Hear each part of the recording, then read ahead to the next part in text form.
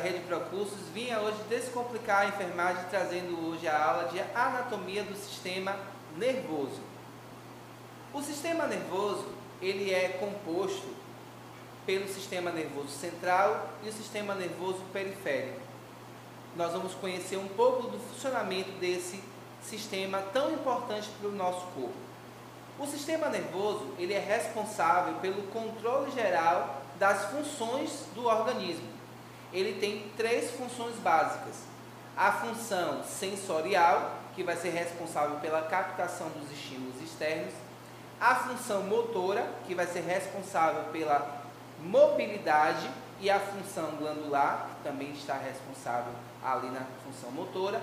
E a terceira função é a função integradora, onde acontece a integração entre esses dois outros sistemas, a sensorial e a motora, que é onde vai acontecer também a formação de memória, o pensamento e as ações que são decorrentes aos estímulos externos. Essas funções acontecem basicamente de forma específica no sistema nervoso central e são compartilhadas para a parte do sistema nervoso periférico. Bom, vamos agora falar um pouco sobre o sistema nervoso central. O sistema nervoso central, ele vai ser composto primariamente e primordialmente pelo cérebro, pelo cerebelo, pelo tronco encefálico e pela medula espinhal. Aqui nós estamos vendo uma parte do hemisfério cerebral, aqui no interior da calota craniana. Envolvendo exteriormente esse cérebro, nós encontramos três membranas revestindo toda a parte do sistema nervoso central, que são as meninges. A meninge mais externa que reveste ela é chamada de dura mater. A intermediária é chamada de aracnoide. E a parte mais interna, onde tem contato íntimo com o tecido nervoso, é chamada de pia mater.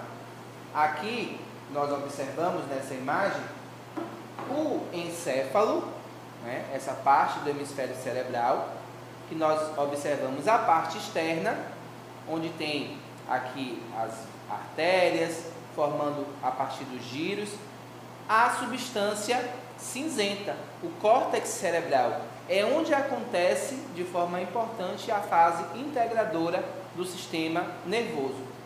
Na parte de dentro, nós temos a substância branca, aqui também na região do telencéfalo.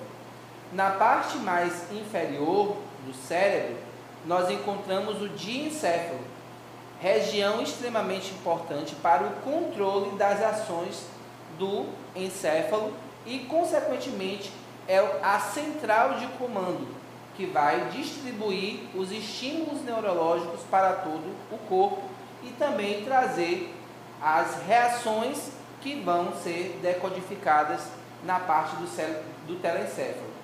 Aqui um pouco mais abaixo nós temos o tronco encefálico, aqui na base do encéfalo, e nessa parte aqui nós estamos observando o cerebelo. O cerebelo, ele é responsável pela parte do equilíbrio corpóreo. Ele vai auxiliar na manutenção do corpo em postura ereta. É ele que nos permite ficar de pé, né? Como nós conhecemos. E aqui mostrando também a sua face externa, né? Mostrando aqui também um pouco na outra imagem, aqui nós estamos observando mais uma vez a separação do hemisfério cerebral. Aqui o outro hemisfério não tem comunicação direta, somente a partir do diencéfalo e do tronco encefálico. Os hemisférios cerebrais, eles são independentes. Tem aqui a foice que separa as duas partes do cérebro, tá? Seguindo posteriormente a coluna vertebral, inicialmente nós temos a medula espinhal, que vai dar sequência aqui do forame magno, a saída do occipital, seguindo por toda a parte da coluna vertebral, até atingir aqui entre a terceira e a quarta vértebra lombar, né? A medula espinhal, ela vai seguir pelo canal vertebral, no interior das vértebras, até mais ou menos entre a terceira e a quarta vértebra lombar. Depois, nós só vamos observar aqui segmento de nervos, os nervos periféricos, que a gente vai falar posteriormente.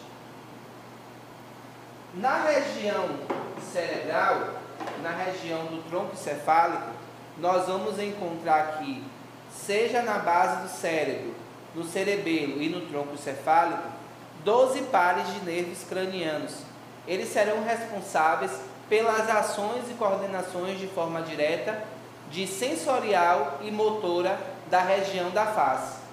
E na região da coluna vertebral, nós vamos encontrar os nervos periféricos espinhais, que são aqui em 32 pares. 8 pares de nervos espinhais cervicais, 12 pares de nervos torácicos, 7 pares de nervos lombares e apenas um nervo sacral. Esses nervos periféricos, eles terão dupla função, tanto a função sensorial quanto a função motora. Então, eles vão levar o estímulo do sistema nervoso para a motricidade, a função do músculo, o estímulo da glândula, como também trazer as reações do corpo, de temperatura, de tato, de calor, de dor. Então, todas as relações vão trazer aqui a partir desses nervos que vão se ligar diretamente à medula espinhal, que faz parte aqui do sistema nervoso central. Então, falando um pouco sobre o neurônio. O neurônio é a célula primordial do sistema nervoso. É ele que vai ter a ação de troca de ações. É a chamada sinapse. É na sinapse que acontece a transmissão do impulso nervoso. Ele vai fazer com que chegue a informação em milésimos de segundo na parte mais importante do corpo. O sistema nervoso, ele vai ter a sua função de forma somática, ou seja, voluntária, e também vai ter a sua formação de forma involuntária, ou também chamado de autônomo. O sistema nervoso, ele vai fazer com que essa ação do neurônio chegue até os órgãos-alvo e faça a sua ação. No caso dos músculos, por exemplo, estriados esqueléticos, a ação do sistema nervoso, ela é somática, ou seja, nós controlamos com a nossa vontade. Já, por exemplo, em relação às vísceras, por exemplo, o estômago, o intestino, a bexiga, a pupila, dentre outros, o controle a ser feito, efetivado pelo sistema nervoso, vai ser de forma involuntária, ou seja, nós não controlamos diretamente com a nossa vontade. E esse estímulo, ele é dado a partir de fatores internos e fatores externos, seja de luminosidade, seja também da partir da produção de alguns hormônios, como por exemplo, nós relacionamos o sistema nervoso simpático, a adrenalina. Quando está ativado a ação de alerta, de fuga e de luta, o nosso batimento cardíaco ele é acelerado, a respiração ela é aumentada, assim também como nós temos no sistema nervoso parasimpático, em que vai dar a sensação de relaxamento, de prazer e que vai fazer com que esse indivíduo tenha uma relação mais de tranquilidade. Então, esses dois sistemas autônomos, eles acontecem de forma antagônica, ou seja, um vai estar mais ativo e o outro vai estar diminuído.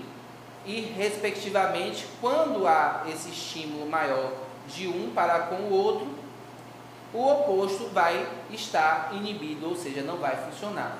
Então, esse é o sistema nervoso que nós apresentamos para vocês e fiquem com essa dica, com essa aula de hoje. Estudem bastante e vamos lá!